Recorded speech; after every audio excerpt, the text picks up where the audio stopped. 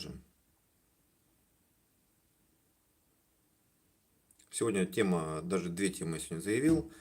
Первая тема нашего выходного дня – это рекомендуемое мною кино. Фильм классный, называется «Искусство самообороны».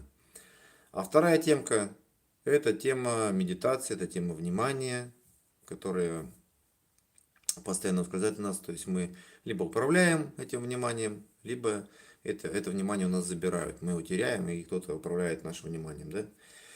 Вот об этом тоже можно поговорить. В принципе, тема внимания, она такая смежная. И в фильме, кстати говоря, эта тема тоже там есть про внимание. Поэтому так. Так, ну пока давайте собираемся. Я могу сейчас вам сразу же, да, найти вас в ноутбуке, чтобы я вас видел в ноутбуке и мог видеть ваш чат. Потому что только в ноутбуке я могу каким-то образом влиять на чат. Предупреждаю вас, друзья, дорогие мои, комментарии приветствуются, лайки приветствуются, смайлики разные приветствуются, а всякая нецензурная брань, всякие разные грубые выражения, всякий разный такой хейт выше крыши не приветствуется. Мало того, что я это как бы тоже буду блокировать и не буду читать, и не буду внимания сильно обращать на это вот, какие-то такие говнокомментарии. Кроме того, YouTube также блокирует, всякую хрень. Поэтому, кому интересно, кто уши, так сказать, имеет, тот и услышит, как говорится, да? Ребята, а кто не согласен, тот просто мимо идет, я вот так рекомендую вам. Никогда не надо вам никуда ввязываться, что-то писать, с кем-то спорить. Просто бессмысленное занятие. Кстати говоря, заметил, что вот здесь вот в Ютубе, да, аудитория вполне себе адекватная, хорошая, цивилизованная, культурная. В отличие от Дзен Яндекса. Куда сейчас прямо вот... Хорошая. Так, сейчас, секунду. Цивилизованная, культурная. В отличие от Дзен Яндекса. Да, вот так отключил я. Все.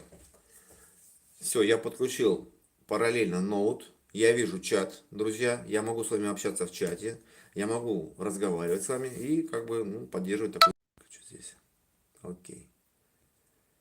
Все. Все мы подготовили. Ага. Да, комплименты вам, друзья, делаю. Да, то, что вот вы в Ютубе, вы ведете себя как вежливые, культурные люди. Мне это очень нравится, импонирует. А в Дзен Яндексе другая аудитория. Там я тоже веду канал. По сути, те же самые видосики. Там же также я пощу свои статьи. Вот сегодня новую статью написал, кстати говоря, в Фейсбуке. В Дзен Яндексе я ее не буду выкладывать. Там очень токсичная аудитория, не знаю почему, но как-то вот так среда, видимо, российской действительности, она вот сказывается на людях.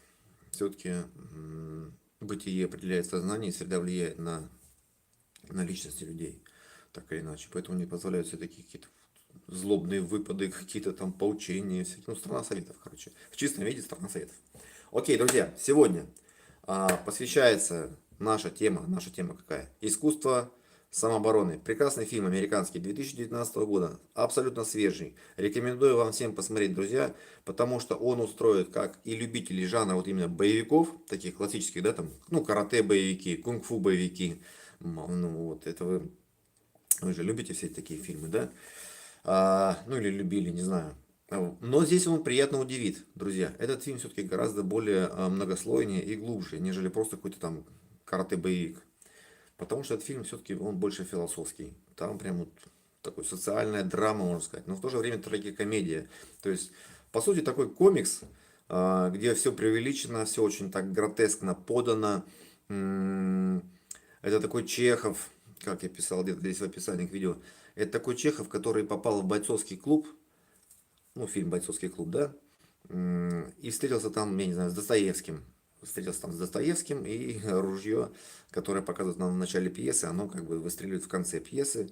Но суть не про это, а суть про то, что как маленький человек, униженный, которого постоянно тыркают, и он как бы страдает из-за этого.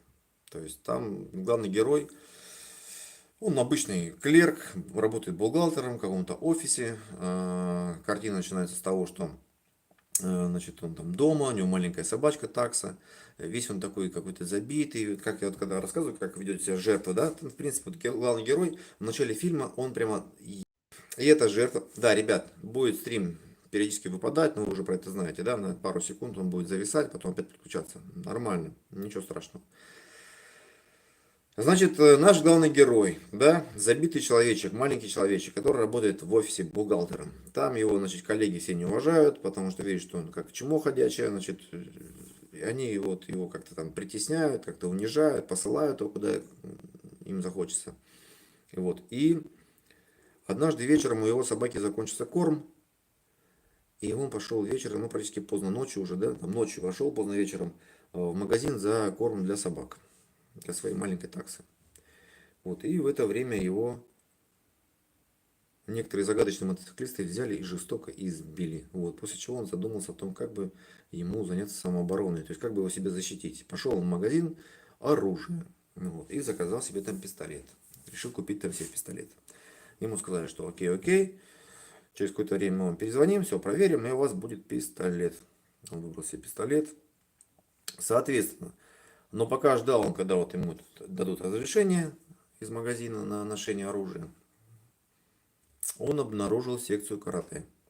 И вот тут весь фильм, собственно, и начинается. Очень интересный сюжет, завернутый, вам понравится. Там есть интрига, там прям детективная история. Там есть такой некий, как называется, саспенс, не саспенс. Ну, напряженный фильм, напряженный, драматический.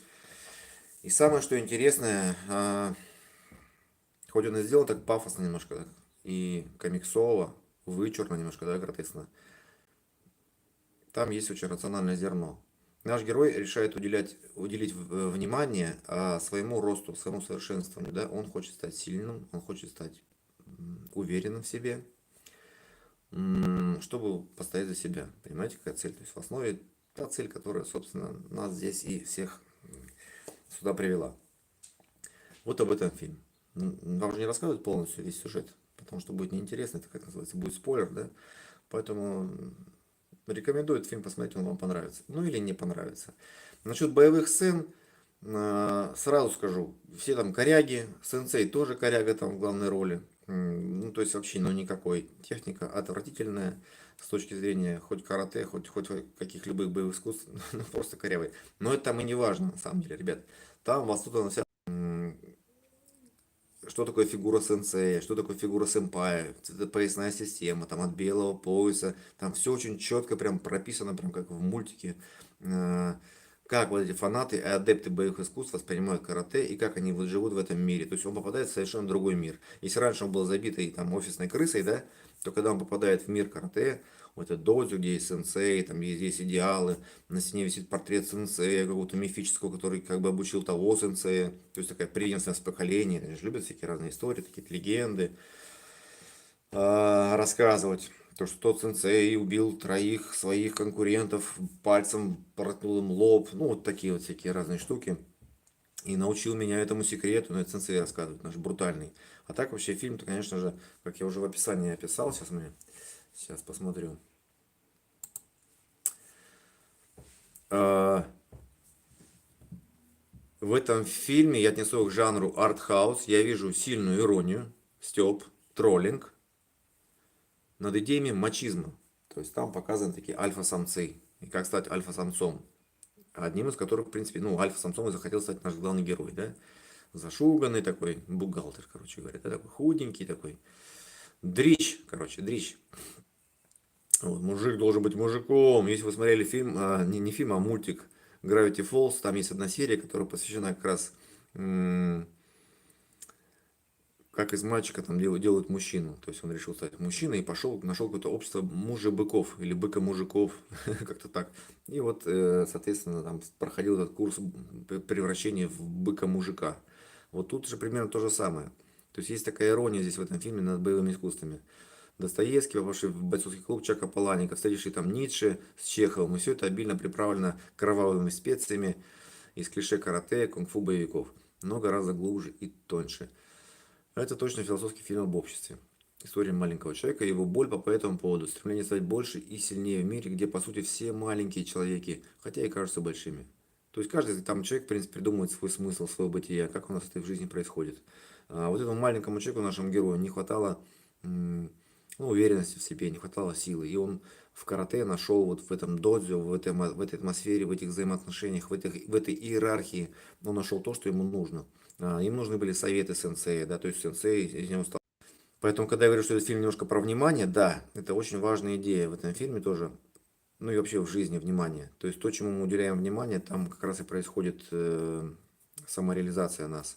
Там, где нашего внимания нет, поэтому надо учиться концентрировать свое внимание и сосредотачиваться на предмете, но о котором мы говорим, к чему мы стремимся. Таким образом мы как бы начинаем там трансформироваться. Но то же самое происходит с нашим героем. Он полностью погрузился в это карате и стал потихонечку там трансформироваться. Я вас немножко как бы рассказывал вам про сюжет. Вот. И сенсей давал ему такие советы, например, какая у тебя, говорит, собака? Главный герой спрашивает. А главный герой говорит, ну, у меня есть собака. Это хорошо, говорит. А какая, какой породы? Он говорит, она немецкая. О, немецкая, это хорошо, говорит. Такса. А вот такса это плохо. Нет, такса не годится. Нужна немецкая овчарка. И вообще, говорит, какой ты, ну, чем ты занимаешься, какое хобби у тебя? Помимо того, что ты слушаешь хэви метал, который я тебе сказал слушать. Потому что он слушал какой-то там французский шансон, а сенсей говорит, нет, это не пойдет, такая музыка не годится. Тебе нужно, говорит, слушать хэви метал. Вот хэви метал будешь слушать, у тебя будет вырабатываться тестостерон, ты будешь брутальный мачо. Вот, и будет это вот круто, тебе это нужно. Окей. Ладно, что еще? Он говорит, ну я изучаю французский язык, вот, там, да, читаю книги, слушаю музыку там французскую. Он окей. Но тебе нужно, говорит, не французский язык учить. Нет, нет, нет. Тебе нужно учить либо русский язык учить, говорит, потому что он такой жесткий, там жесткий такой мачо, вот, либо немецкий. Раз у тебя собака немецкая, да, ну окей, учи тогда немецкий язык. Вот, и наш герой начинает изучать немецкий язык, он перешел с французского, французский забросил нахрен, потому что язык неправильный. Типа они там лузеры, как сказал сенсей, не лузеры, не проигравшая сторона, лягушатники, короче, все, не катят. А вот немцы это... Да, было бы интересно, если бы в этом фильме русский язык он бы изучал. Но изучал немецкий. Вот. Немецкую овчарку, у него потом появилась немецкая овчарка, вот, которая тоже сыграет роль в конце фильма. Конец фильма я рассказывать не буду. Прекрасный конец, очень интригующий, очень философский, потому что там есть идеи феминизма, потому что в этой секции карате есть женщина. Я прям как ну, свою секцию карате вспомнил, тоже прям похоже, так прям на Танюшку. Вот была у нас Таня, тоже такая, бойчиха, каратистка. Ветеранка, так сказать, движения вот этого у сенсея, но он ее так постоянно где-то так запихивал, то есть ну, ниже плинтуса ставил и постоянно где-то опрокидывал, короче, сильно она обижалась, этого расстраивалась. У главного героя таки получилось все-таки трансформироваться и стать сильной личностью, но благодаря чему, об этом смотрите в этом фильме. Вот таким вот образом я вам про фильм хотел рассказать. Сейчас я немножко еще подробнее расскажу технические данные этого фильма. Ну, данные из Википедии, да, скажу. Вот что здесь такое. О, а здесь у нас реклама идет. Видите, ребят? Самооборона в городских джунглях. Самооборона в городских джунглях — книга, которая позволит вам трансформироваться в сильную, уверенную личность. Пишите мне письма в комментариях, а также в любых социальных сетях, есть в Телеграме. Кто хочет читать эту книгу, кто еще и не читал, тому нужно ее прочитать. Окей. Технические данные фильма, ребята. «Искусство самообороны» название, по-английски «The Art of Self-Defense». Это американский фильм 2019 года. Режиссер Райли Стернс. Ну, сейчас еще один фильм сейчас смотрю, но пока не досмотрел, пока ничего не могу сказать. У него всего два фильма у этого режиссера. Вот решил я посмотреть, будет еще один фильм 2014 года, называется «Изъяны». И тоже, в принципе, он там очень близок, ну, он схож, ну, во-первых, по съемке, то есть по сюжету. Тоже это изучение тоталитарных обществ, ну, разных сект. Потому что вот в этом фильме, про который я вам рассказываю, это прям реально секта тоталитарная, такая жесткая, тираническая. И вот как бы режиссер изучает эту тему изнутри. Премьера фильма состоялась 10 марта 2019 года. Окей. Сюжет вкратенько здесь. Не будет никакого спойлера здесь, так что не переживайте. Скромный бухгалтер Кейси Дэвис. Так, кстати, имя у него Кейси типа не очень мужское, оно женоподобное, об этом он сенсей сказал. Не может найти себе место в коллективе. Однажды вечером, когда он хочет купить еду для своей собаки, ну то, что я вам рассказал, да, маленькая такса, он натыкается на байкерскую банду. Они спрашивают, имеется ли у него при себе оружие. после чего избивают его. Так достаточно жестко они его избивают. Он задумывается о том, чтобы приобрести огнестрельное оружие для самообороны. Но вместо этого, после посещения школы карате, решает записаться на курсы. Да, сначала он ходит на дневные курсы, а потом он сенсей пригласил на ночные курсы. То есть есть такая ночная школа. Белое карате, черное карате. Ну, в общем, смотрите. Любителям философии, боевых искусств наверняка понравится этот фильм. Они увидят много-много интересного. Про фильм я вам рассказал. Так, кто у нас здесь есть в чатике? Давайте посмотрим.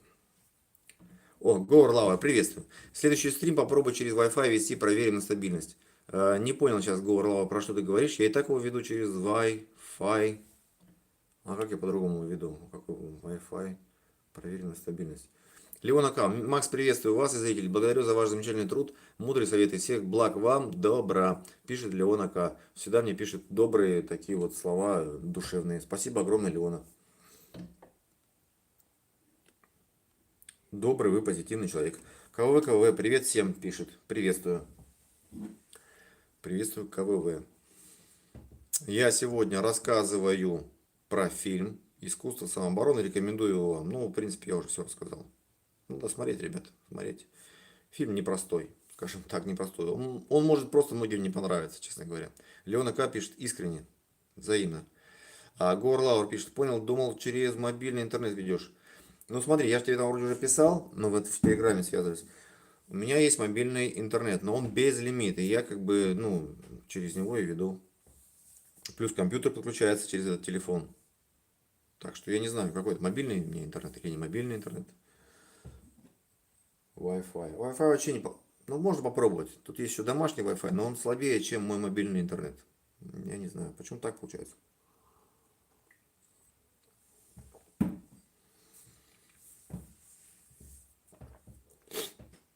Так, ну что, вчера видели вы мою видюшечку новую, которую я сделал со всякими разными элементами, как у блогеров, там вставил картинки красивые, где-то даже пошел кладбище снял, такую вставочку сделал, ну, чтобы это было более зрелищно, иллюстрировано.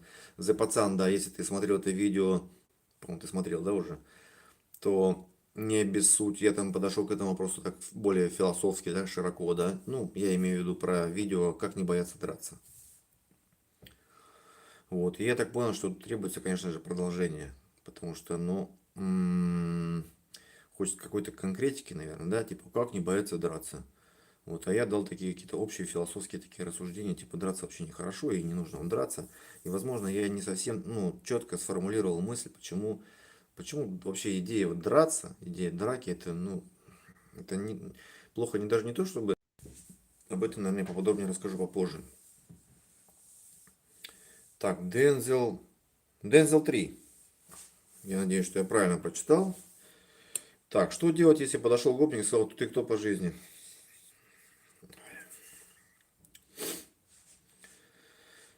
Так, ну, честно говоря, я не знаю, то ли меня троллите вы или что. Это серьезный вопрос? Или это так, шутка, шутки ради? Да, с каких-то пор я в интернете стал, ну, реально таким этим авторитетом, блин, который, ну, блин, знает ответы на вот эти вопросы, кто по жизни. Есть видео на моем канале, как бы я там как раз говорю на эту тему, как отвечать таким ребятам, диктуюсь по жизни. Не могу отнестись к этому вопросу. А серьезно, да? Окей, ладно, серьезно. Отвечаю серьезно Дензелу на вопрос. Что делать, если подошел гопник? Значит, ты где-то находишься, к тебе подходит какой-то гопник. Ну, как ты его называешь, да, гопник такой, уличный парень. Да, и спрашивает, и сказал, ты кто по жизни? Простейший ответ ему, вопрос на вопрос. Какой целью интересуешься? Вот просто так. Ты имеешь полное право задать ему ответный вопрос. Понимаешь? Он тебя спрашивает с какой-то целью. Зачем он тебя спрашивает? Ты можешь спросить не с какой целью ты интересуешься, а по-простому. А зачем тебе это нужно? Почему ты меня об этом спрашиваешь? Ну, то есть есть какие-то условия в обществе, да, для контакта между людьми. Просто так же не подходят, не спрашивают, ты кто по жизни? Ну, что за вопрос? Я тебя вообще не понимаю, блин. Ты о чем? Ты хочешь со мной подискутировать о какой-то философии? Что это значит? Что ты сюда вкладываешь? Давайте по понятиям определимся, дорогой мой научный коллега. Что ты вкладываешь в понятие вот это вот, ну, по жизни? Это что такое? И почему ты меня об этом спрашиваешь? То есть меня бы такая постановка вопроса, она бы меня сильно удивила, вот честно. Я понимаю, о чем это речь идет, но я не хочу вестись на эту тему, которую, ну, задают вот эти вот гопники, блин, понимаете? Вот, и люди начинают серьезно так вот чесать затылки, а кто же я есть по жизни, блин? Вы не должны ничего отвечать этим людям вообще. Ну, мне так кажется. Разве нет? Ну, вы хотите с ними диалога, вот сами, вот реально, вот вы хотите диалога с каким-то гопником? Ну, это просто проходимец какой-то, в смысле, пришелец, я не знаю, как прохожий, короче говоря, да, незнакомый вам человек. И вот он такой проходит, подходит к вам с вопросом, не дай закурить, или там времени подскажешь, о своей жизни, почему должен рассказать каждому постороннему человеку незнакомому. Это вопрос интимный. Это знаете, как про веру в Бога. Ты веришь в Бога, да? И грамотный какой ответ? Это дело интимное. Вот. Я не хотел бы отвечать на этот вопрос, потому что это интимный вопрос. Вот и все. То же самое здесь. Это вопрос интимный. Кто по жизни, блин, тебя не касается. Вот. А что хотел конкретно? Давай спрашивай, говори. Может быть, я как-то тебе что-то отвечу. Вот так. А на этот вопрос вообще не надо говорить ничего. Вообще не надо отвечать. Это просто, сейчас вам скажу конкретно. Это просто разводка, блин. И попытка манипуляции вашим сознанием. Вот и все. Как только вы задумаетесь, кто есть по жизни, блин, может я не так скажу, или что нужно сказать, и я по фине не ботаю. Все, ребята, вы попались, поздравляю. Все. То есть он тот, кто вопросы задает, а вы тот, кто на них отвечает. И переживает по этому поводу, правильно отвечает или неправильно отвечает. Все, ребята, вы в ловушке. Есть же такой психологический момент. Кто вопросы задает, тот и рулит ситуацией. И вынуждает, ну, собеседника отвечать, оправдываться, блин, там, понимаете, вот такая херня. Поэтому проходит гопник, иди, дальше свободен. Вот, есть тема там погрубее. Ну, наверное, не надо это. Понимаете, вы должны быть заряжены на какую-то, ну, сразу на жесткий способ решения проблемы. Тогда не будет к вам таких вопросов издалека. Ну, это же реально вопрос издалека. Ну, нахера он спрашивает такую тему философского характера? Ну, почему? Непонятно. А все очень просто. Просто, наверное, хочет денег с вас трясти, да и все, больше ничего он от вас не хочет. У этих ребят философия паразитизма. Вот эти все АОЕ, там, криминал там, и прочее, прочее. Они так это романтикой такое все это расписывают, описывают, красиво так все это делают. А по факту это просто паразиты. Не хотят работать, может западло работать. Не хотят ничего особо думать. Сами там придумали какие-то правила, чтобы этими правилами, как сеточкой, накидывать вам на голову и выуживать там рыбку, которая такая шугливая наиболее, застревает. Застревает, да? То есть ваше внимание было отвлечено этим вопросом. Поговорим про внимание. Да. Это свойство нашего ума создавать мысли, да? И каждая мысль, она пытается привлечь наше внимание. Вот на этом все построено, весь этот маркетинг, вся эта психология манипуляции, все эти разводы, этот криминальный мир. Понимаете, они вас в свою матрицу затягивают, ваше внимание привлекают, а потом вас используют. Ну, научитесь медитировать, это будет громко сказано, я перехожу к следующей теме, да, нашего разговора, про медитацию. То есть, как я понимаю медитацию. Ребят, я не буду сейчас вам говорить, что я святой человек, садгуру, там, Ошу, там, и прочее, просветленная личность. Но просто у меня есть опыт медитации, я практикую, и просто хочу поделиться, как я на эту тему думаю, что это такое. Это просто, ну, по-простому. Как вот я, как тренер по самбору рассказываю, просто, да, языком доступным. То же самое здесь. Медитация это не какие-нибудь там чакры, это не поза лотоса, хотя тоже можно и чакры, и лотос, и такое. Это упражнение для тренировки вашего внимания. Вот так просто. Вот так банально. Вот так примитивно. Ничего, блин, романтичного, да? Максим Викторович вам не сказал. Вот.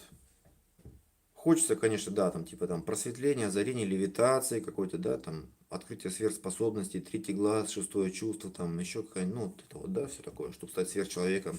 Так вот, медитация вообще с этим никак не связана. Это в книгах описано, в фильмах, ну, вот вся вот эта мишура, вот эти легенды и прочее. Но медитация, это очень просто, с одной стороны. Но сложно именно по той причине, потому что существует очень много мифов, и пока вы в них... То есть вы встречаетесь с тем, что ваши мифы и иллюзии, они рассеиваются, когда начинаете заниматься медитацией. Вы просто охреневаете от того, что э, мысли, они сами возникают, и все. И каждая мысль, как клоун в разноцветных одеждах, такой наряженный, выходит на арену цирка и пытается привлечь ваше внимание. Вот когда вы просто наблюдаете, а по факту Просто посиди спокойно 5 минут, и это пройдет. То есть возникает какая-то мысль, я должен сделать это, я вот должен вот сделать вот это. Не спеши, братан, не спеши. Сядь спокойно. Не обязательно в позу лотоса. Ну, мне привычно сидеть на коленях, да, просто сяду вот в уголочке. Могу даже показать, сделать видео, да, ну, там, что, собственно, показывать. Вы просто увидите, что, ну, Максим Викторович сидит с прямой спиной, и все, и больше ничего. И никакой картинки, и никакого клипа, блин, и ничего, ничего не меняется. Вот, только здесь все происходит. Сидим, дышим и наблюдаем. И через какое-то время, вот та мысль, которая вас беспокоила, там, зудела, мысленный зуд, она просто уходит, и все. Как тучки, как облака на небе. И я, эта мысль, вот этот клоун, это ты, это я, мы вместе. То есть попытка такая, знаешь, привязать вас. Вот если вы привязываетесь, вы бежите с этим клоуном, там, с мыслью, пока не расстанетесь где-нибудь за углом. Но если вы сидите ровно, спокойно, то клоун расстроенный, обиженный уходит за кулисы. Ну, оттуда выбегает новая какая-нибудь, не знаю, группа акробатов с веселыми номерами, жонглированием и так далее, которые пытаются привлечь ваше внимание и заявляя, что они это и есть вы. Вот и все. И так вот они, вот это вот все представление, вот это вот цирковое зрелище проходит перед вашим взором. Каждый пытается увлечь ваше внимание, забрать ваше внимание. А по сути это тот ресурс, который у нас ну, есть и больше никакого нету. По сути ничего нету, кроме внимания. Э,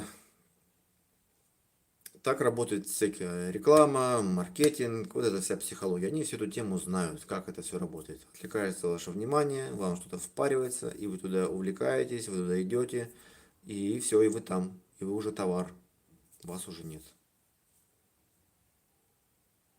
Поэтому прежде чем что-то сделать, ну, допустим, там, повестись на какую-то мысль, не спешите. Сядьте ровно, подышите спокойно, закройте глаза и просто подышите. Не торопитесь, ничего никуда не денется. То есть тут не надо переживать.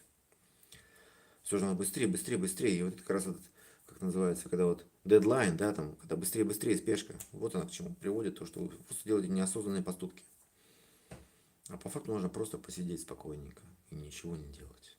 И это пройдет, и ничего не надо. И окажется, что это вот эти ваши мысли, это не ваши мысли были. Эти ваши желания, они вам, собственно, не так уж и нужны.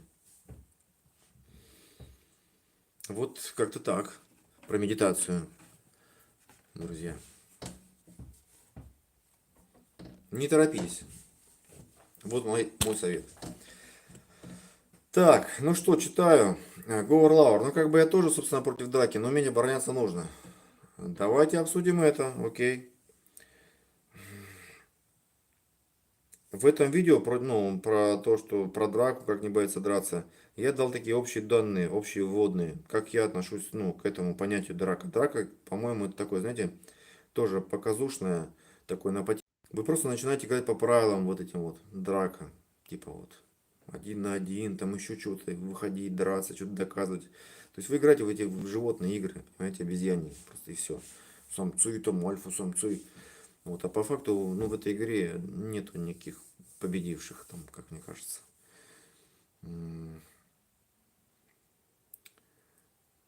Даже так, когда вы хотите научиться драться, хотите быть уверенным в драке, просто немножко неправильные расстановки идут. Нужно уметь не драться и быть уверенным, блин, как не бояться драки, да? А нужно бояться драки и поэтому бить. Бить, чтобы не было драки. Как-то вот так. Не позволяйте никому ввязывать вас в драку. Понимаете? Потому что вы будете играть по чужим правилам. Понимаете, какая идея? То есть вы не проактивны. Вы реагируете. То есть драка это реакция, это реагирование, это вторым номером, понимаете? Вы должны быть номером один. Вот мой друг Ли Моррисон как конкретно изъявлял, говорит, я не называю self-defense, у меня нет системы self-defense, потому что self-defense это какой-то пассивный как бы ответ. Такой типа, происходит атака, я типа отвечаю. Но всегда, тот, кто отвечает, он всегда в проигрыше. Тот, кто реагирует и потом начинает, да, пытаться там как-то что-то сделать, уже поздняк метаться. Всегда в выигрыше нападающий. То есть нападение это лучший прием самозащиты. И поэтому Ли Моррисон говорит, что у него называется не self-defense, а offense. Вот, я запомнил выражение, которое он говорил, что всегда нужно стараться вот в каких-то конфликтных ситуациях перехватывать инициативу и быть активным. То есть вести и диалог, и конфликт, и драку сразу. Ну, точнее, даже не драку, драки как раз и не будет. В том-то все и дело. В этом вся фишечка. Просто послушайте. Он говорил me and me again. То есть э, я, я и опять я. То есть во время конфликта я контролирую, я управляю, я направляю, инициатива на моей стороне. Во время самообороны, драки, да, непосредственно, вот рукопашки, да, тоже я. Не даю никакого шанса там меня бить или там попытки даже, чтобы этого не возникло. Я начинаю, белый начинает и белый выигрывает, понимаете? Белый начинает и белый выигрывает. И в конце тоже все, again, я, постоянно я. Вот это правильный подход. Понимаете, где заложена ну, неправильная штука, неправильная установка, корявая, гнилая. Вы будете мыслить как терпила, как жертва, короче говоря. Вот и все. Если вы хотите развивать себе мышление хищника, ну или пользоваться тем хищником, который есть внутри каждого из нас, вы должны сначала его обнаружить в себе, потом позволить ему выражать себя. И начинать потихонечку с ним взаимодействовать, дрессировать его потихоньку, понимаете, чтобы он не убежал от вас, чтобы вас крышу не снесло. Хотя такое тоже может быть. Об этом, кстати, в фильме «Искусство самообороны» там есть такая тематика. Поэтому фильм вот это «Искусство самообороны», он очень хорошо вписывается в эту тему, как не бояться драться, там, драка, как стать сильной личностью, уверенной личностью и так далее. То же самое здесь. Не надо мыслить в категориях вот этих вот драки, типа там что-то такое равно, там я тебя, ты меня. Драка это вот ну, как бы взаимный мордобой. Что здесь хорошего? Вы должны бить своих врагов. Вот и все. Ну, попытался вкратце объяснить, но надеюсь, что я был услышан. А так, конечно, надо сделать видео с примерами, с конкретными, блин, четкими цитатами и так далее. Говор Лаур, медитации важно дыхание. Сейчас дальше. Раша Дэд, здоров, привет из севера. Я опять в летом депресснике. Тебе нравится это? Вот ты в депресснике, Раша Дэд. Ну не то чтобы нравится, но это твое, короче. Сейчас просто такое состояние. Вот и все. Гражданин сам никогда не понимал медитацию, да и не практиковал, собственно. Может, это способ сосредоточиться, сфокусировать внимание или просто тупо минут 5 ни о чем не думать. Это невозможно ни о чем не думать. ФГФ здесь. Привет, привет. Говор, Лава пишет, ты кто по жизни, человек, под кем ходишь под небом, один из вариантов ответов. Нет, никаких вариантов. Ребята, не перебирайте варианты, все это фигня полная. Вы начинаете попадаться в ловушку, вот эту все, манипуляцию. Человек, который задает вопрос, ты кто есть по жизни, он сам не знает, о чем говорит. Я вас уверяю, он не знает. Да ему похуй, честно говоря, что, ну, что это означает фраза. Он говорит эту фразу, ты кто есть по жизни, вопрос задает, только с той целью, чтобы вас обескуражить и типа, чтобы вы, блядь, задумались. Все, это Коан. Знаете, кто вот немножко буддизмом, да, увлекался дзен-буддизмом. Там есть такие истории, нелогичные, абсурдные. Вот типа вот из этой же оперы. Поэтому не слушайте никого. Так, Дензель 3 здесь. Просто с меня взяли один я так и не понял, косяк. И мне разок по лицу дали, ползуба сломали. О, сейчас расскажу. Сейчас расскажу про этот прикол. Дензель, я тебя услышал, сейчас расскажу. Так, гражданин сам, такой вопрос подразумевает продолжение. Горлаур, некоторым просто по приколу это. Вот это правильно. Итак, Дензел описывает ситуацию. Я не знаю, сколько тебе лет, Дензел, да, но так понимаю, что это как бы где-то вот в молодом возрасте происходит. Такие вот терки, там, конфликты и попытки с кем-то себя идентифицировать. Типа, я вот там, типа, блин, блатной, а я вот, типа, там еще какой-то там Супермен. То есть приобщиться к какой-то тусовке, блин. И таким образом, а я вот там, типа, металлист, да, там, или я панк, там, я не знаю, кто там сейчас модный, АУЕ. Просто молодые люди ищут себя и как бы пытаются найти себя в каких-то сообществах. Некоторые попадают в тоталитарные секты, некоторые становятся, не знаю, там, фанатиками там, ну, чего-то, экстремистами, да.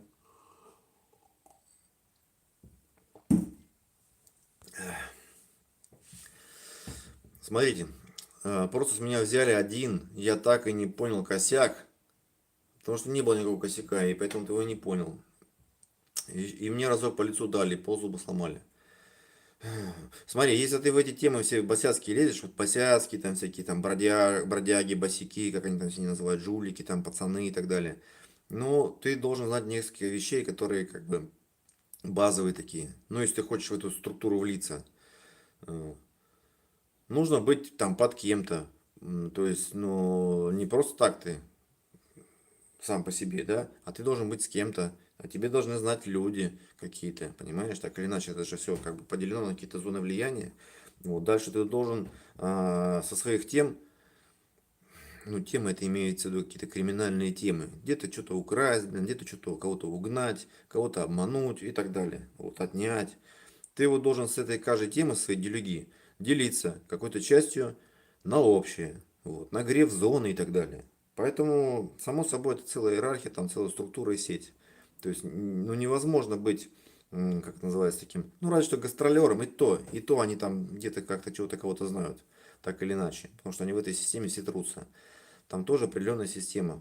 Поэтому, но при условии, если ты к этому не имеешь никакого отношения, то ты никому ничего не должен, никаких косяков у тебя быть не может перед этими людьми, понимаешь?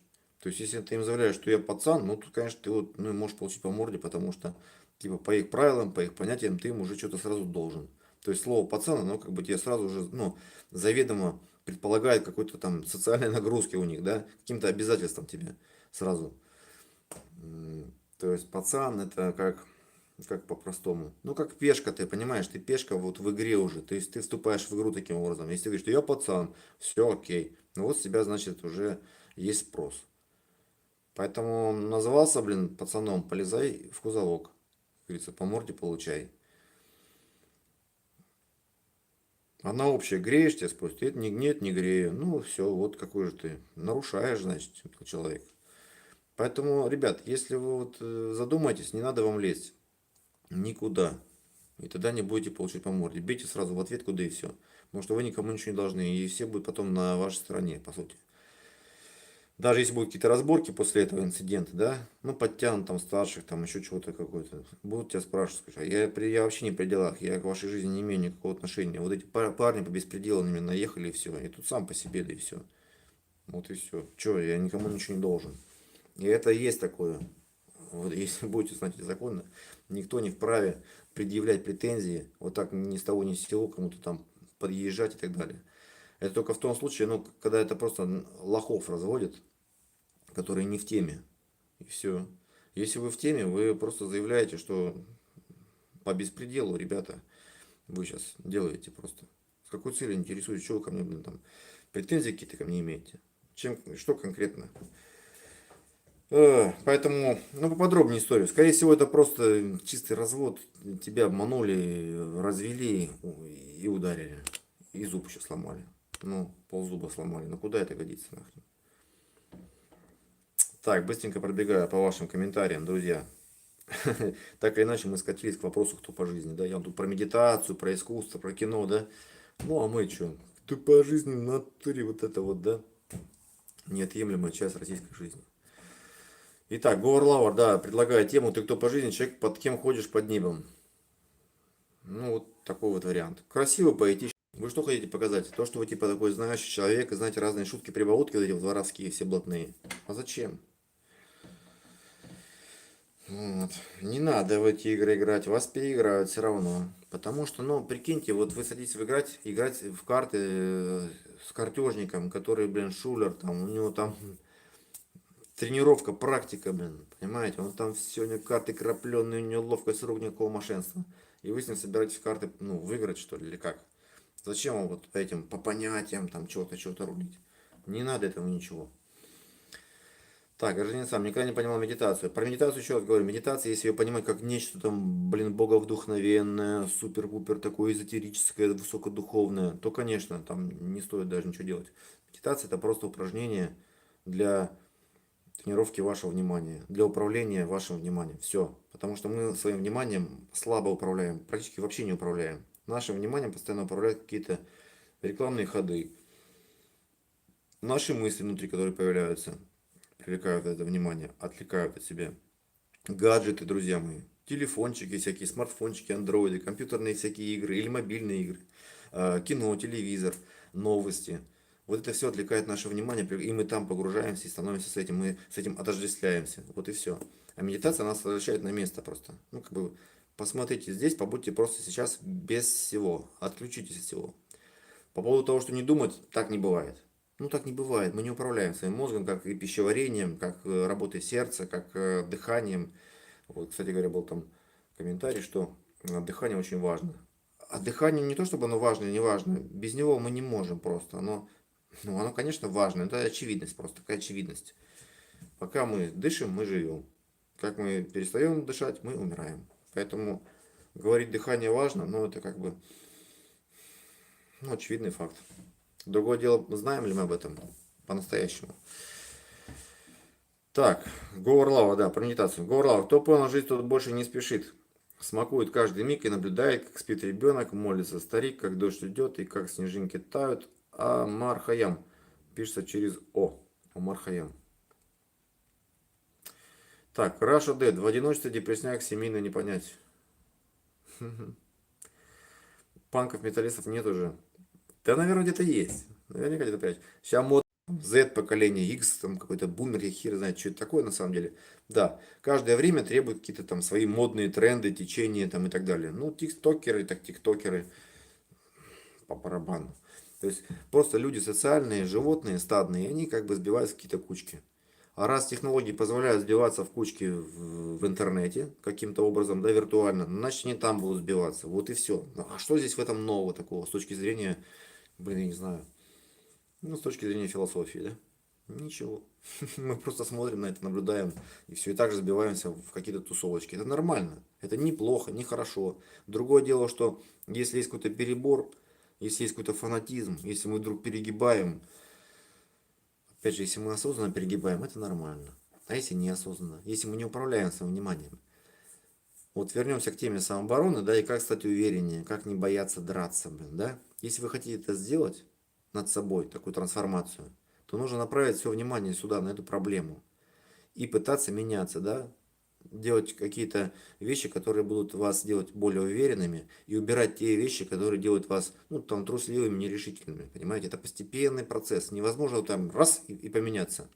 Вы должны сначала разобраться, а что там происходит, почему я такой, и почему я так реагирую, а не как мне хотелось бы, и разбираться в этом вопросе. То есть посмотреть это под другим углом на эту тему, тематику, как бы изнутри, а не просто снаружи, понимаете, там, по щелчку пальцев какой-то там прием, сделайте вот так, и вы не будете бояться. Так невозможно. Здесь нужно уделить этому внимание. Внимание плюс какое-то время. Это такой процесс. Поэтому здесь нет каких-то таких фокусов. Говор Лауэр, мне кажется, что медитация часть визуальной работы. Нет. Где приходят интересные варианты решения проблем, которые сам визуализируешь, представляешь. Нет. Нет, вообще не то. Вообще не то. Не, ну я понимаю, что на тему медитации очень много разных есть концепций, разных, так сказать, взглядов. Окей, окей, пускай это будет так. Но по моему личному скромному убеждению, вот все, что это визуализация разная там, да, всякие разные там брейншторм, там что-то какие-то решения, это вообще не относится к медитации. Медитация это просто наблюдение.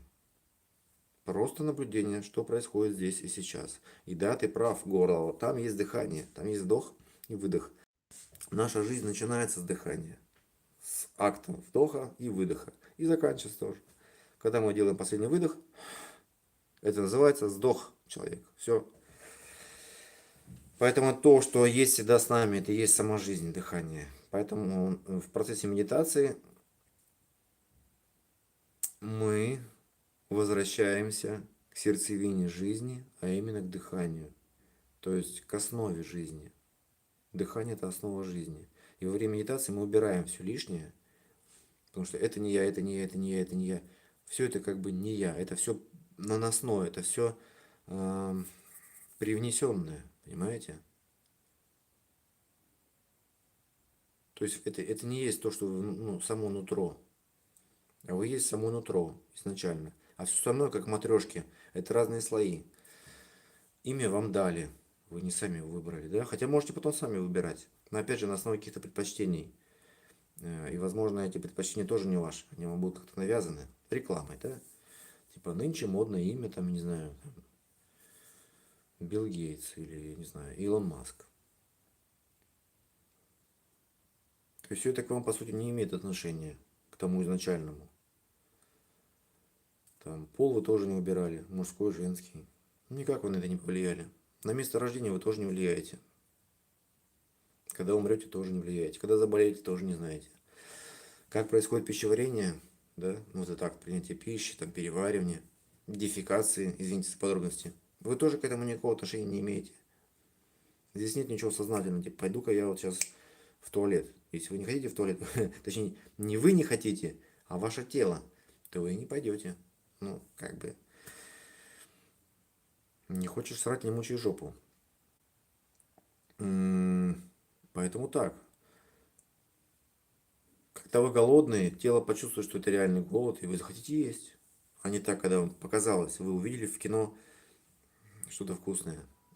В рекламу какая-то прошла, что-то вкусное, и вы захотели поесть. Это вы не захотели поесть. Потому что придет другая мысль, вы отвлечетесь на другую мысль, соответственно, чувство голода куда-то денется. Значит, это не было истинное чувство голода, понимаете? Поэтому я рекомендую вам подождать. То есть медитация это, по сути, наблюдение того, что происходит внутри вас. Вот и все. И как-то так, друзья, как-то так. Поговорим о вере. Давай поговорим о вере, пишет ФГФ. Да, окей, не против я. Давайте сейчас еще раз, может, я кому не ответил, друзья. А, Борис здесь, приветствую, привет. Мне кажется, медитация сосредоточенность на чем угодно. Здесь есть сосредоточенность, конечно, не без этого. Но это просто другие слова, синонимы, другие понятия, термины о том же самом. Внимание. Медитация невозможна без внимания. А для того, чтобы, ну, вот это было внимание у вас, вы должны сосредоточиться, да, как бы собраться, да, концентрация, сосредоточение, для того, чтобы это внимание куда-то направить. Да, ты прав, что это, в принципе, можно направить его куда угодно. Мы, как бы, если этим владеем, то мы можем направить его на что угодно. Кино смотрим, сейчас стрим смотрим внимательно, да, книгу читаем и так далее. Или когда мы тренируемся, мы полностью погружены в этот процесс. Мы понимаем, где наше тело, что происходит в каждый момент времени. Да, это наблюдение. Но дело в том, что нам сложно просто сидеть и ничего не делать. Вот это самое сложное. Казалось бы, просто, ну садись ты ровненько и сиди, и дыши. Ну что из такого? Но это очень сложно, потому что наш мозг, он будет требовать какого-то действия, какой-то движухи.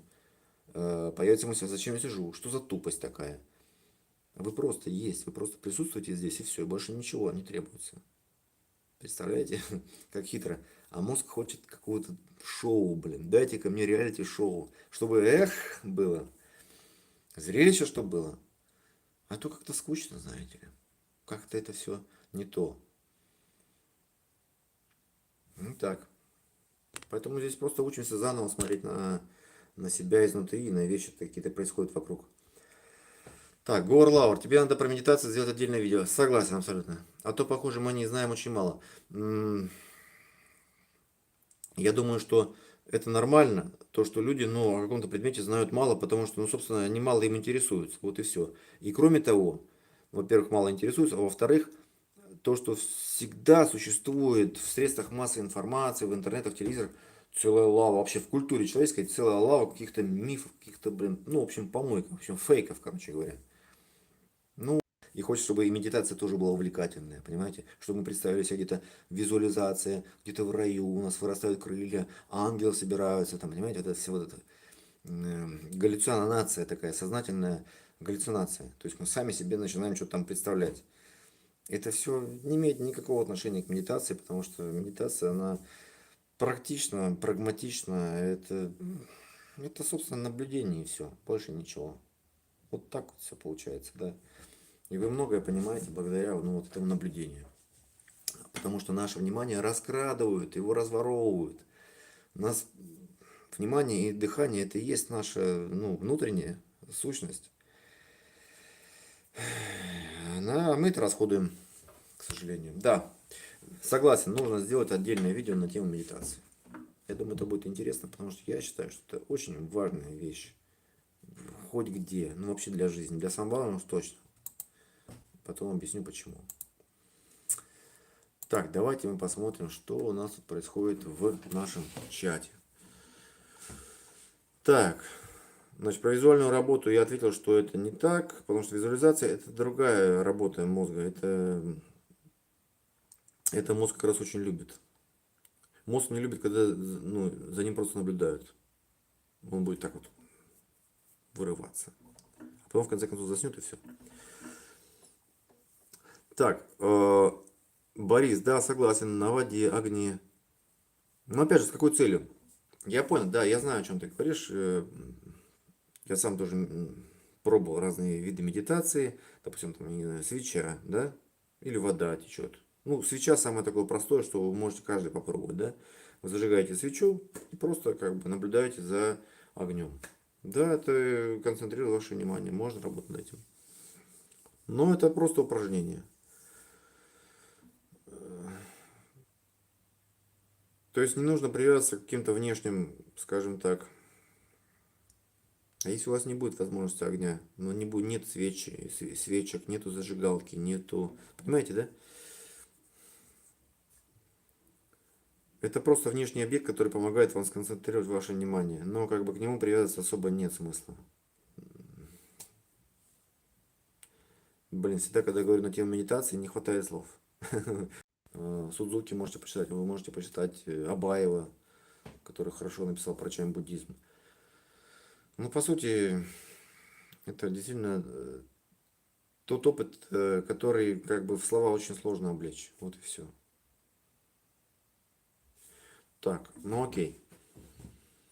ФГФ, я думаю, атеизм не жизнеспособен. По сути, это вера в то, что было ничто, потом ничто случилось ни с чем, а потом каким-то образом взорвалось, а после сотворило все. Бред же. Ну, может быть. Говор Лаур пишет, некоторые тренера выдают цигун за медитацию. Цигун хорошая тема, кстати, я могу в защиту цигуна, ну, сказать, что это хорошая тема. Это тоже форма медитации, которая ну, позволяет вам прочувствовать сначала тело. Через тело, ребята, не через свечки, не через воду, а через свое тело, собственно. Потому что вы живете в своем теле. Мы здесь как бы в форме нашего тела. Мы такие в этом мире, какие вот мы есть. Без тела мы не могли бы существовать здесь, понимаете? Поэтому самый простой способ медитации – это медитация на осознание своего тела, на осознание своего присутствия, именно тела, его веса, его температуры, дыхания. Все, что происходит в теле, в желудке там урчит, может быть, да, сердцебиение, что-то где-то болит в правом колене или в левом колене, или ухо зачесалось, или какие-то мысли возникают. Это все одно целое. Это то, куда мы направляем свое внимание и смотрим. Но стараемся при этом не бежать ни за мыслью, ни за почесыванием там чего-то, понимаете, ни за урчанием. То есть не подтверждайте там каким-то словесным потоком, типа, о, заурчало в животе. И начинается целая поэма, да. Наверное, заурчало, потому что я хочу есть. Или я что-то съел такое, и теперь мне нужно что-то там еще выпить. Куда. И понеслась лекарства, там, да, какие-то разные тревоги сразу, мысленно начинают сразу тревогу создавать. Ой, заурчало, это неспроста, я умру. И были случаи, что там это было плохим признаком того-то и того-то. Понимаете, или какие-то мысли, там, допустим, могут прийти в голову, а чего это я здесь сижу, собственно? Ведь время-то уходит, хотя оно и так уходит. Оно в любом случае уходит. И нужно сделать то-то, и то. Медитация очень серьезная тренировка, на самом деле, такая волевая, морально-волевая. Тренировка не вестись на всякие разные манипуляции. Не отдавать свое внимание вот этим всяким штукам, а быть в себе, быть внутри, быть, я не знаю, ну вот этот стержень себя осознать. А это и есть основа уверенности, понимаете? Когда вы находитесь в себе, вы сами по себе, вы внутри себя и опираетесь сами на себя. И хорошо понимаете, как это все функционирует. Как вы внимательны к себе, и вы изнутри, понимаете? А не снаружи. И тогда вам похрен, что вас спрашивают там, кто ты есть по жизни. Потому что вы просто можете улыбнуться в ответ и все, больше ничего. Блин, какая глупость. Ну, как бы вот так, понимаете? Не повестись на это. Не выйти наружу, не потерять самообладание из-за каких-то вот таких вот вопросов. Вы останетесь также в себе. не выйдете из себя. Или вас не выведут из себя. Понимаете? Я пытаюсь вам объяснить суть медитации, то, что вам это дает. Это дает вам ту самую уверенность, о которой мы здесь вот говорим, спрашиваем, думаем, где же эта уверенность. А у кого эта уверенность будет, если вы сами себя не знаете, находитесь не внутри, а снаружи? Про какую уверенность мы вообще можем говорить? То есть кто уверен тогда получается? Она не может быть снаружи, эта уверенность, она может быть только внутри. Понимаете? Да или нет? Да, как говорит Садхгуру. А цигун я занимался какое-то время, да. Прям буквально несколько месяцев я делал упражнения вот, стояние столбом. Очень суровое упражнение, скажу я вам, это непросто. Так, Лаур, на природу, на озера съездить, посозерцать, помедитировать, отдохнуть. Да, да. Но дело в том, что мы всегда имеем дело с самим собой. И мы можем, допустим, не находиться где-то на природе. Мы можем быть в городе или в тюрьме, я не знаю, в заключении, да мало ли где. Вот. И при этом мы всегда остаемся сами с собой, со своим телом, своим дыханием, своими мыслями. Поэтому нам нужно учиться быть самим собой, подружиться и познавать себя, понимаете? А не бегать. То есть, когда мы, допустим, думаем так, нужно помедитировать и поехать на озера, мы это откладываем, это на потом, понимаете? Это уже как бы ловушка и обман. Ну, как бы вообще про себя даже говорю, да? Мы приезжаем, да, там немножко захватывает, конечно, все это, вот, тишина, там, да, вот эта природа, она захватывает, она нас ведет вас тоже внутрь. Но через какое-то время, буквально очень быстро, вы забываете об этом. Потому что что? Потому что нужно дров насобирать, костерчик где-то развести, шашлычок. И все это пошла кутерьма, суета, да? Вот так. Драгон Кинг пишет. ФГФ отвечает, а если ты вернул Верун, ты веришь, что из ничего появилось что-то, что сделало, что-то хрен пойми как, что-то не намного лучше. Драгон Кинг. Ну, у меня с дыханием обычно проблемы при медитации. Типа не думая о том, как дышать. Угу. Хорошо, сейчас отвечу я дракону королевскому, точнее, драконскому королю. ФГФ. Все аргументы косвенные, имеют контру. Эта тема очень пространная. Это недоказуемо, трансцендентно. Мне кажется, вот эта вера в Бога и невера в Бога, там атеизм, не атеизм, это все действительно такое, знаете, такое-то неважное по сути. Какая разница? Ну какая разница? Как одно другому противоречит? И потом это несущественно, понимаете? Это ну, несущественно ну, для реальной какой-то проблематики жизни, для смысла жизни. Вот задумайтесь, ну вот зачем вам эта идея наличия каких-то высших сил, ну там Бога, для того, чтобы писать себя, для того, чтобы понять смысл жизни? Как это вам помогает? Зачем это? Ну это какая-то бесполезность, это бессмысленность. Понимаете, дело даже не в том, есть он там, нету он там, или какой он есть. Есть же существуют разные версии, как Бог-создатель, и который каждый раз вас там контролирует. Или Бог создал и уехал там на пенсию, да? Какой Бог? И опять же, на какую традицию вы опираетесь? На семитскую традицию. То есть это что? Это иудаизм, это и христианство, это ислам. Или это может быть какая-то традиция, я не знаю, там, Востока, там, буддизм, индуизм. Что это? Или это вообще может какая-нибудь Южная Америка, там, ведь у каждого народа, у каждой культуры есть какое-то верование в Бога. Там, может быть, это Греция, может быть, это Зевс, может быть, это Кронос. Понимаете? Все эти вот вопросы верунские, вот вера, это такая, блин, галиматья. Это все интересно с точки зрения развлечения ума. Да, там, культурология, мифология. Дракон Кинг он реально же спрашивает, а откуда он появился, этот вот Бог, собственно. Сам-то он откуда появился? Из ничего. Ну, то есть это вообще не объясняет, ни на какие вопросы не отвечает. ФГФ, понимаешь? Это просто ставить это блок такой, то есть человек научного, ну, с научным подходом, с научным познанием, атеист, скажем так, да, он же не отвечает на все вопросы, у него нет такого в голове, я все знаю, это было вот так и вот так. Скорее всего, он скажет, ну, есть такие предположения, вот такая гипотеза, эта версия, она проверяется, оспаривается. А сейчас вот есть новый взгляд на эту проблематику. Вот так говорят люди с ученым складом, так сказать, ума, атеисты. Как говорят верующие? Они говорят с таким видом, как будто бы они сами это видели, что вот Бог, как он это создавал землю там в течение, с каких там 6 дней или 7 дней, понимаете? Вот реально вот ну, верующие люди, это же немножко отшибленные люди, потому что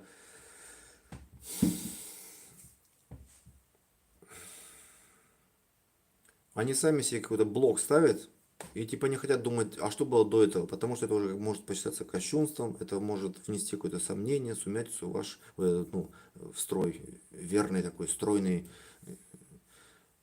умострой. Не дай бог задуматься. Поэтому, блин, про веру говорить ну, очень сложно, ребят. Если ну, верите, ну, пожалуйста, я же не против. Ну, и мне кажется, что это бесполезно, бессмысленно и где-то даже небезопасно. Потому что, ну, попадать в какую-то матрицу, которую не вы создали, и начинаете играть по чужим правилам игры. Вот и все. Размышляйте, сомневайтесь, это нормально. Ну, не надо так прямо категорически говорить, там Бог есть. Ну, это же, ну, как бы, блин, хотя бы агностиком будьте тогда, понимаете? Будьте, начните с того, что будьте агностиком. Не надо утверждать это. Вы не можете утверждать ничего. И я тоже не могу ничего утверждать. Я могу сомневаться, могу выдвигать какие-то свои гипотезы, предположения. И все. ФГФ. Тривиальный тупой вопрос. Зачем ему это делать, кому это нужно и кому принесет пользу? Кому ему? ФГФ. Если мы говорим о какой-то придуманной сущности, я не могу ответить на этот вопрос. Потому что все богословие построено на этом. Создается какая-то, ну, вот это, вот это. И получается, что из неправильной, неверной предпосылки рождаются другие какие-то следствия. Вот в чем ущербность этих всех религий, верований и так далее. Поэтому как я могу ответить на вопрос, а зачем ему это нужно? Я не знаю. Человеку ответил из чата. Я не знаю, зачем это нужно, с какой целью вы не... Да, я стараюсь избегать этих тем с каких-то пор, потому что, потому что не готов пока вам четко... Ребята, есть, смотрите, есть люди, которые, ну, гораздо как бы поумнее в этом смысле, собаку съели, специалисты. Почитайте Ричард Докинс. Поищите, ну, здесь в Ютубе есть его лекции, наверняка. Да и другие ребята есть, которые четко все... Я книгу читал Ричарда Докинса, вот, и она хорошо проясняет эту тематику религии. Медитация не связана с темой религии. Пум-пум-пум. Хотя ее частенько туда прям затаскивают, да. Ну, как бы придают ей некий религиозный оттенок. Ну, это такое свойство у людей. Атеизм не жизнеспособен. А я вот думаю, что наоборот, религии не жизнеспособны. Они были в свое время нужны человечеству, были как костылями, а потихонечку перестали быть вообще нужны. То есть, мало того, они, блин, мешают развиваться человечеству. Поэтому, я думаю, не жизнеспособны. И это не вера, а еще раз повторю, что атеизм это не вера, это сомнение. Это сомнение, это поиск, это любознательность. Понимаете? Это не остановка сознания, а это поиск, поиск, поиск. Постоянный поиск. И отбрасывание каких-то версий, принятие каких-то других версий. Я не говорю, что это правильно, и я не отрицаю полностью. Ну просто ты какой конфессии, скажем так, ВГФ? Ты про христианство? Ты про ислам? Ты про буддизм? Ты про что? Потому что, ну, как бы вот, если про веру, то мы в рамках этого можем только разговаривать. Все остальное, ну, ты знаешь, на уровне домыслов. Ну, наверное, что-то есть. Как-то, наверное, ну, что-то есть, наверное. Ну, блин, ну, это как-то вообще очень примитивно, что ли. Все это уже пройдено. Там, от древнего человечества через язычество все это было пройден пантеизм, разные религии, разные варианты религий, монотеизм, политеизм. Поэтому так. Ну что я отсюда вынес, ребят, из ваших комментариев, то, что нужно делать видео отдельно, конечно, поменять. Так, все.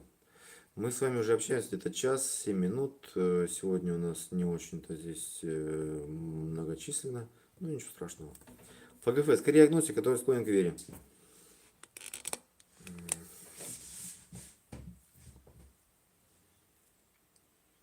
Слушай, ФГФ, ну если тебе это как-то, ну, помогает в жизни, скрашивает, то нормально.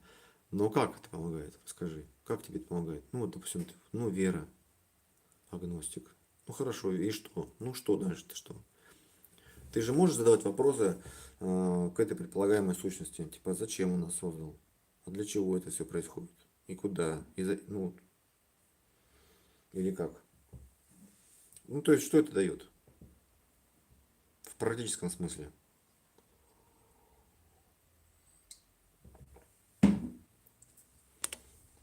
Отдельное видео про веру надо делать. Так, Говор Лавр, ФГФ. С этим нужно разобраться тем, кто считает Бога всемогущим. А так мне все равно. Ну,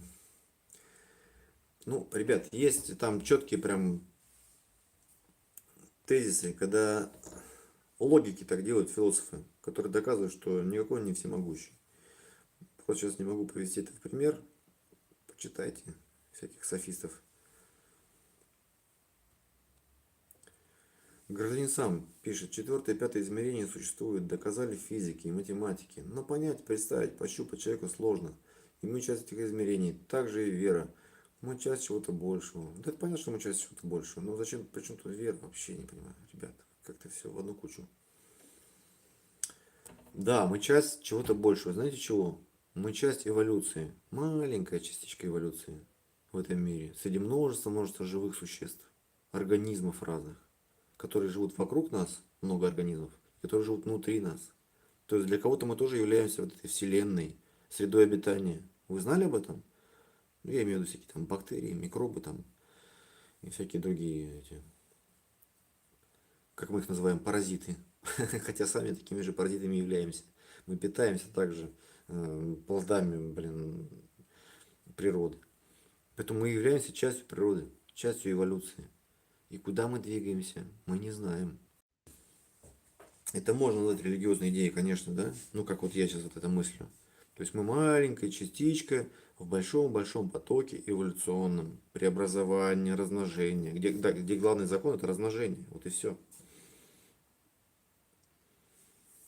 Встречаются особи, любовь, спариваются, размножаются. Любовь, спариваются, размножаются. И дальше, из поколения в поколение, из поколения в поколение. Многообразие форм. Вот и все. И мы в этом потоке одни из многих видов живых существ. И снаружи, и внутри, и все это. Посмотрите под микроскопом, там, я не знаю, в лаборатории. Но при чем здесь вера? Непонятно. Причем здесь Бог? Тоже. Для чего эта концепция? Чтобы стать как чтобы было спокойнее на душе, да. Даже я слово душа использую, да, такое религиозное. Хотя это на самом деле просто дыхание, дух, да. Зачем это нужно? Вот эта вот концепция Бога. Что он объяснит нам? Ответственность нас снимет за что-то нам непонятное, да. Как папа нам или мама нас как-то успокоили, да. Типа это все неспроста, это же все, это воздастся. Если есть какие-то злодеи, плохие ребята, то, наверное, им воздастся. Раз их сейчас в тюрьму не посадили, не наказали, то они точно будут гореть в аду, да? И карма вернется к ним и все такое прочее. Ну, вот такое наивное детское мышление. Вот и все, что рождает эта религия, откуда она берется. Вера, Бог, ангелы там и прочее.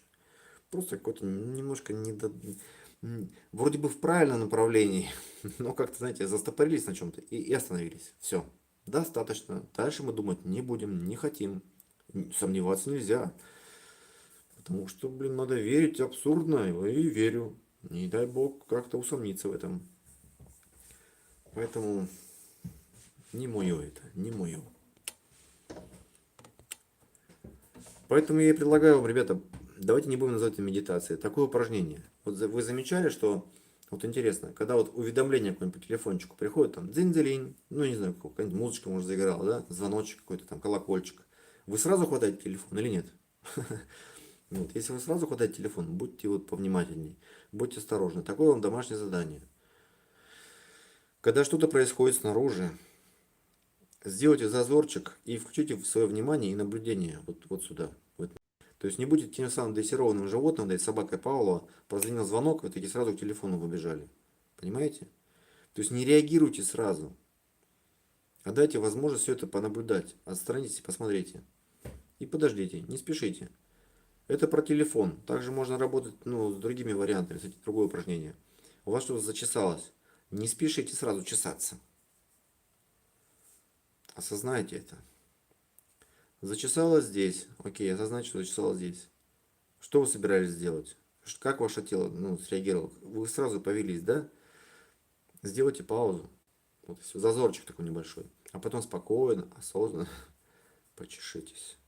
То есть старайтесь больше осознанности переносить вот в ваши действия, в вашу жизнь. И тогда вы увидите, что вам не нужна это никакая ни вера, там, ни религия. Для чего это нужно все? Как это будет вам помогать жить? Надо верить в себя, пишет Говард Лавр.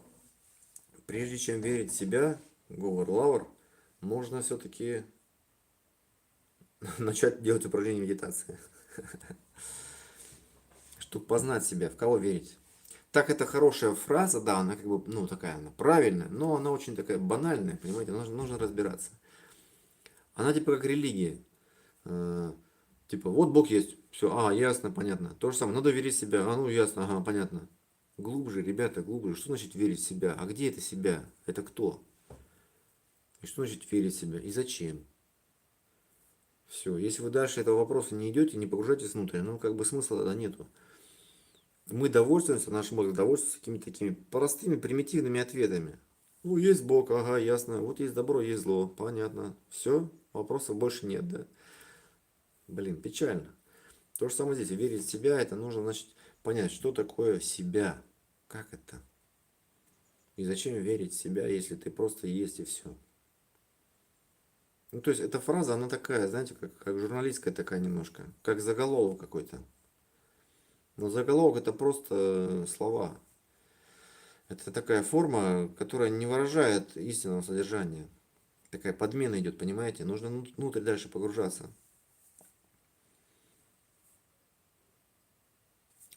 Так, что-то я заговорился сегодня. Сколько? Час 15 уже.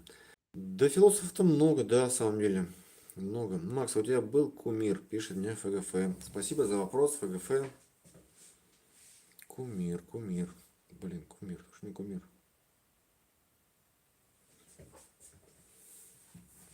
Мне почему сразу вспоминается кумир, это такое, что-то такое, какое великое, святое. Прям такого, наверное, не было.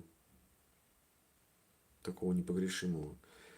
И сейчас я понимаю, что есть люди достойные, ну, реально уважения какого-то такого, почитания, может быть, даже. Но я тут же понимаю, что нету святых людей. Вот. Есть люди в чем-то достигшие каких-то высот, да, то есть они там мастера прям. И за это их я их уважаю, за деятельность. Но в какой-то другой сфере они могут быть, ну, просто никакими, а может быть даже и очень даже отвратительными личностями, понимаете? Так что человек настолько разнообразен, настолько, блин, противоречив, что даже я не знаю, кумира как-то делать бессмысленно, глупо. Наверное, это просто не совпадает с моим мировоззрением. То есть я не могу делать кумира, потому что мне мозг не позволяет это делать. Потому что я знаю четко, что все очень изменчиво и противоречиво, и что в каждом человеке может сочетаться несколько таких вот полюсов, крайностей, и что и вообще все, может все поменяться через какое-то время. Так бывает. Я наблюдаю за этим, за собой, за людьми, и это я вижу. Поэтому, ну какой кумир, ну откуда он может взяться? Так, ну спасибо за вопрос. Хороший вопрос. В принципе, хороший вопрос. Тут есть о чем подумать. Может быть, если я подумаю вот дальше, может быть, мне этот вопрос так затронет, западет это внутрь, это прям в центр, да, упадет и будет там потихонечку расти. Так бывает у меня, друзья.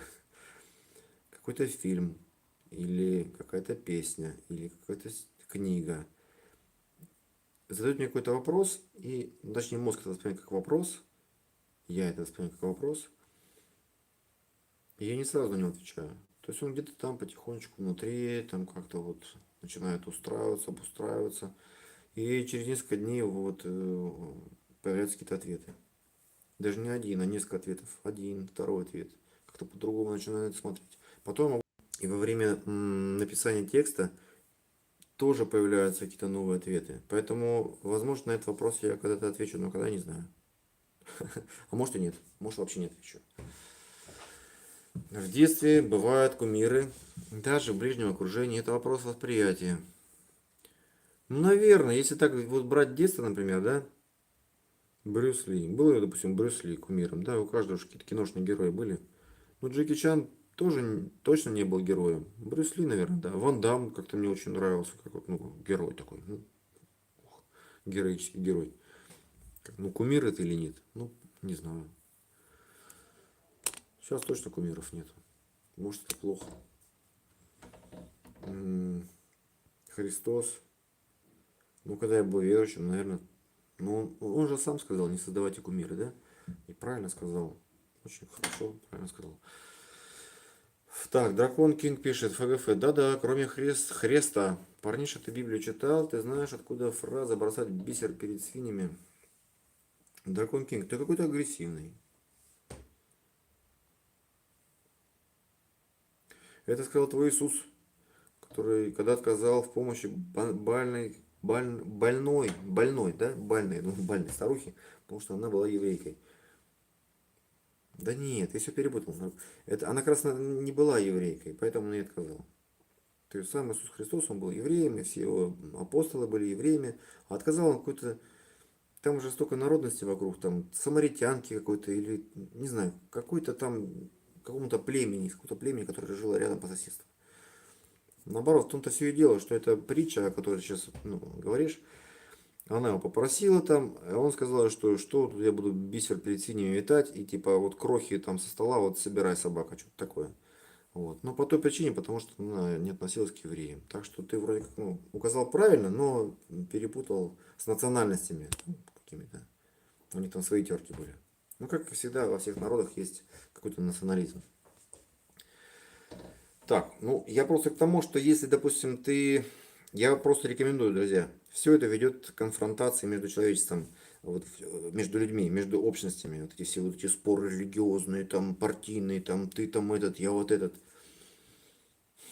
Блин, этого в жизни так много, друзья. Так. Поэтому давайте хотя бы здесь как-то будем, ну, соблюдать какую-то культуру, уважительность. Если точки зрения другой придерживается человек напротив, не обязательно его там тут же хаять, там, кричать на него. Потому что это вызывает что? Ответную агрессию и все, больше ничего. Чего вы этим добьетесь? Вы не сможете никого переубедить. Вот, кстати, запомните это. Это невозможно. Чем сильнее вы будете стараться перебить кого-то, то он, скорее всего, будет обратный противоположный эффект. Вас просто, ну, выключат из сознания и вас не будут воспринимать как, ну, как источник знания. Потому что вы такие, ну, это вот надо вот так вот, а ты козел, блядь, ты тупой, неправильно. Про себя вы можете думать все что угодно. Ну, если это вам так интересно. Но в разговоре это помешает только вам. Вот и все. Вы от себя только отдалите человека. Ну, конечно, можно сказать, что нахер мне он нужен. Так. Ага, Драгон Кинг просто поспешил написать. Ну, суть вы поняли. Да понял о чем. Понял. Там в религии очень много этого. Я имею в виду враждебности по отношению к другим группам. Это, кстати, религия очень сильно воспитывает в людях. Вот ФГФ, просто прислушайся к этому. Религия это источник раздора между людьми. Между одной нацией, другой нацией, между одним племенем, другим племенем, между богатыми и бедными. Реально так и есть. Между верующими и неверующими. И религиозные войны, они в истории-то были, есть и будут. Вот что печально. И будут головы отрезать. Просто из-за каких-то придуманных сущностей убивают людей. Реально существующие организмы убивают. Просто за идею. Потому что что-то не так сказал кто-то. Драгон Кинг пишет, давайте уже отойдем от темы религии и вернемся к самопознанию. Я с тобой согласен, абсолютно точно. Я уже утомляет. Говор Лауэр, как ты понимаешь силу духа? А все, ребята, в медитацию утыкаются, к самопознанию, да, сила духа. Нужно тоже понимать, что такое сила духа. Сила духа, я так думаю, это самообладание. Когда вы находитесь в любой ситуации, внутри себя и не теряете своего внимания. Вот и все. Вот вам сила духа. Вы знаете, что вы находитесь здесь. Как только ваше внимание забирается, крадется, Все, ребята, вы потерялись. Поэтому основа вот этих вот японских боевых искусств, ну не только японских, вообще восточных, это контроль сознания внутри себя. Ну, там разные точки предлагаются, там чакры, там, не знаю, на животе можно там постоянно. То есть вы постоянно чувствуете себя, свой вес тела, свой живот, свое дыхание, и вы находитесь здесь и сейчас. Слышали, наверное, такое, да? Тогда вот у вас будет сила духа. Когда вы не находитесь внутри, вас как ветерком сдуло, и все. Силу духа вашу тут же сдувает ветром, блин, перемен, ветром других интересов, потому что жизнь это конфликт интересов, постоянно происходит противоречие, кто-то что-то кому-то доказывает, кто-то пытается отнять ваше внимание, перетащить на свою сторону. Зачем-то? Я не знаю зачем. Но так, наверное, просто интересно, так весело, так прикольно. И все. И вы ведетесь на все это тему. И тогда силы духа у вас, конечно, нет никакой. Сила духа, ребята, внутри вас, но это тренировать нужно. Это нужно. Кто-то от природы, возможно, ну, больше как бы вот находится в этом внутри, да, а кто-то больше наружу. Но все возможно, в принципе, как-то обустроить, натренировать. Самопознать, короче, себя. Так, суть вообще не в Библии, пишет ФГФ, а зачем ты это пишешь? Накипело, видимо, у дракона. ФГФ, я бы мог продолжить тему, но предлагаю ее закрыть, я здесь не для этого. Вот так вот. Гровер Лауэр. Некоторые мастера говорят, что западные единоборства не являются боевыми, так как они не воспитывают силу духа. Это просто болтовня. Гровер Лауэр. Не верь в это. Это ерунда. Это не то, что субъективный взгляд. Во-первых, это может являться субъективным взглядом просто чисто из-за конкуренции на рынке. Типа наша система, наша кунг-фу самая лучшая кунг-фу, а ваша кунг-фу неправильная кунг-фу. Вот так оно и все пошло. Это рынок, это маркетинг, это просто бизнес, ничего личного. Одни обзывают других, очерняют, черный пиар называется. И за счет унижения других сообществ, религий или там племен, они типа сами приподнимаются. Соответственно, у них клиентов больше. Вот и все. Поэтому все это фигня. Сила духа. Как это нет силы духа? Она везде есть. Сила духа не является какой-то национальным кинодостоянием. Сила духа, она есть во всех народах. Просто в разные времена. И все. Значит, самые супермены получаются у нас каратисты и всякие разные китайцы и тайский бокс. При этом забывают про Древнюю Грецию, да, про Панкратион, там, про бокс. Вы что, хотите сказать, что в боксе нету мастеров, которые реально духовитые? Попробуйте несколько часов на голых кулаках вот друг друга долбить. Это же не просто так. Другое дело, что там, может быть, философское обоснование какого-то нету. То есть европейское мышление более такое четкое, такое рациональное, да, прагматичное мышление. Но это тоже не всегда так. Сколько философов есть, тех же греков там и римских, и сейчас, между прочим. Это только Задорнов говорит, что они тупые там. При этом эту глупость он повторял неоднократно и сам не замечал, что он при этом сам как-то выглядит не очень туповато, да? Так нельзя говорить про других людей. ФГФ, кстати, насчет РПЦ, там есть две беды. Вторая хуже первой. Первая беда это беззаконие, вторая же это безнаказанность за совершаемое беззаконие. РПЦ, я считаю, это вообще просто шоу, шапито, это цирк. Поэтому даже тут какие там беды, это просто сама по себе беда. Тут не о чем говорить даже. Просто шоу, это фейк, фейковая организация. Мало того, что религия это фейковая организация, все эти церкви, религии, а тут еще как бы фейк на фейке. Они просто пользуются вот этой вот наивностью, вот этой вот тягой людей к верованиям, понимаете? И все, вас используют в чистом виде. Ничего личного. Просто забирают ваше внимание. Ловцы человеков. Так Христос, по-моему, говорил. Ловцы человеков. Я вас сделаю из вас ловцов человеков. Новый Завет. Горлауэр. Некоторые мастера. Ага, это прочитал. Ребят, ну что, наверное, пора заканчивать уже. Давайте, 5 минуток. Есть у вас какие-то вопросы? Если будет хороший вопрос интересный, то отвечу. А если вы еще донатик мне кинете, там вот внизу под чатом есть донатик, то вообще могу подробно прям рассказать.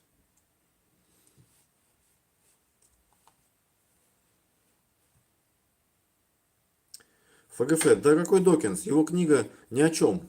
ФГФ пишет, лучше почитать Канта. Ну, конечно, конечно, Канта почитать лучше. Есть раздел «Трансцендентальная диалектика». В этом разделе, если верить оглавлению... Оглавление. Ты дальше оглавление не прочитал, что ли? Кант разбивается до существования Бога. Не, ФГФ, зря так на Докинса. Докинс, Ричард Докинс, я не говорю, что это прям кумир, да, там, какой-то супер-пупер там.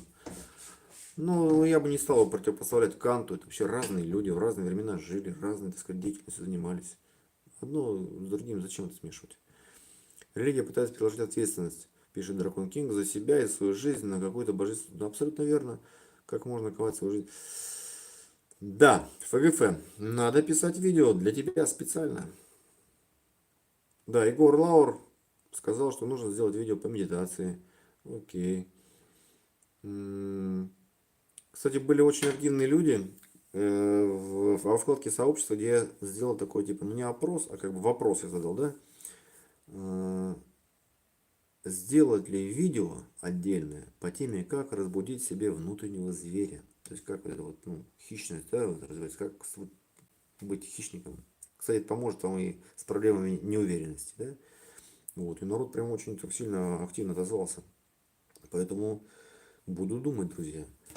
И у меня уже есть практически сценарий готовый. Потому что вот в этой книге «Самооборона в городских джунглях» там есть такая глава «Психотренинг». И я буду опираться, конечно, на эту книгу. И буду делать отдельное видео по тому, как озвереть. Да? Озверин. Назвать курс «Озверин». Помните, как в мультике Леопольд и его друзья мыши, точнее враги, ближние его. Так, ну что, никого не пропустил вроде бы, да? Так, Драгон Кинг, у меня с дыханием обычно проблемы. Типа не думаю, как дышать. Ну да, это обычно бывает. Мысли сбиваются и все. Друзья медитирующие, хочу вам сказать, смотрите, не ругайте себя и не корите за то, что ваши мысли сбиваются и вы отвлекаетесь. Это тоже ловушка. Это тоже мысль. Понимаете? Просто вернитесь и продолжайте дальше. Потому что ваше дыхание, оно не прекращается. Ваше дыхание, оно есть с вами и всегда будет. Вот как так. Поэтому ничего страшного, если какая-то мысль пришла, вы на нее отвлеклись, потом поняли, что эта мысль была ловушка, заманушка, и вы вернулись к себе опять к дыханию. Вот и все. Так что, да, наверное, я зря здесь свет включил, да? Так, ну что, вторник, в следующий раз мы с вами встретимся вечерком. Поэтому следите за новостями, ставьте лайки видосикам, пишите комментарии, задавайте свои вопросы. Ну, всех обнимаю. Мира, здоровья и хорошей, доброй медитации. Так, про зверя. Стоп. Я же сказал, что вопросы буду отвечать. ФГФ пишет. Самый главный наш враг. Ну, я думаю, что, если так кратенько, что наш главный враг это невежество. Это, это незнание. То есть, вот знание сила, а не знание, как там, а не учение тьма, да? Вот и все. Учение света, не учение тьма. Вот наш враг. Поэтому, друзья, надо учиться, надо познавать. И следить за своим вниманием и своим дыханием. Читайте мою статью в Фейсбуке, как люди в толпе становятся преступниками. Кстати говоря, на основе библейской истории про блудницу, которую Иисус спас от вооруженной толпы мужиков, бородачей, верующих с камнями, которые хотели забить ее. Помните эту историю? Вот, так что вот ФГФ, наверное, тебе будет интересно почитать эту историю. Заходи ко мне на Facebook и там посмотри. Что скажешь, будет мне интересно тоже. Пиши комментарий. Я с удовольствием почитаю. Ну, что ты думаешь по этой теме? Так, тот панкратион, который был тогда, уже не тот. Иван Васильевич здесь. Привет, Максим. Я практикую разные медитативные практики уже больше года. Это очень мощные инструменты, на меня сильно повлияли. Вот Иван Васильевич подтверждает, что медитация работает, хорошее упражнение. По крайней мере, это стоит того, чтобы это попробовать, ребята. Медитация это реально интересная штука, полезная. Ну уж как еще можно познать себя? Древние придумали такой способ. Просто наблюдение. Как ученые. Проводится эксперимент. Я буду наблюдать за этим в течение какого-то времени. И не один раз, а многократно. постоянно, регулярно в течение своей жизни я наблюдаю за собой. Это чисто научный подход. Медитация – это чисто научный подход с целью познания себя, познания жизни. И вы обретаете уверенность. То есть, чем больше человек что-то знает, тем больше он в этом уверен. Как-то так. Хотя еще много-много сомнений остается. Эффект Даннинга-Крюгера не будем отбрасывать со счетов. Потому что люди компетентные в чем-то, они обладают такой долей сомнения, да, то есть есть такое вот, как бы, вот, не совсем точно я знаю, это, возможно, это все-таки не так, какие-то, вот это вот умные, мудрые люди. Поэтому вот враг это когда мы в чем-то конкретно прям вот уверены, прям вот так и все. А это религия, это, друзья, религия, которая заставляет нас не принимать в расчет некие аргументы. Вот враг наш. Ну да ладно. Значит, гражданин сам про зверя или о зверино интересно будет. Сделаем. Да, давайте итоги подводить. Гражданин сам про медитацию лучше подробнее еще как-нибудь сделаем. Окей. Говор Лава про зверя нужно сделать. Пом-пом-пом. Почитать лучше сначала Платона. Думаю, да. Платона можете почитать. Читайте все подряд, ребят. Ну, как бы всякую херню не читайте, конечно. Читайте нормальных философов. Мне нравятся, например, стоики, которые, ну, философия стоицизма. Даже можно не читать, сейчас в Ютубе можно послушать все это, посмотреть с иллюстрациями. То есть, ну, отдельные мысли. Таких каналов мало, конечно, потому что они не очень популярны. Каналы, которые рассказывают о каких-то, ну, философских течениях, какие-то мысли интересные. По-моему, простые истины есть канал, что-то такое. Не помню. Так, все, стрим останется. Кого я прибежал, да, опять. Я после пробежки. Да, стрим останется. Давайте я оставлю этот стрим. Смотрите. Продолжайте писать комментарии. Так что все норм. И продолжение сериала следует. Я теперь по вторникам и по воскресеньям с вами могу общаться. Все, ребят, давайте. Что-то долго я прощаюсь уже. Всем пока. До новых встреч.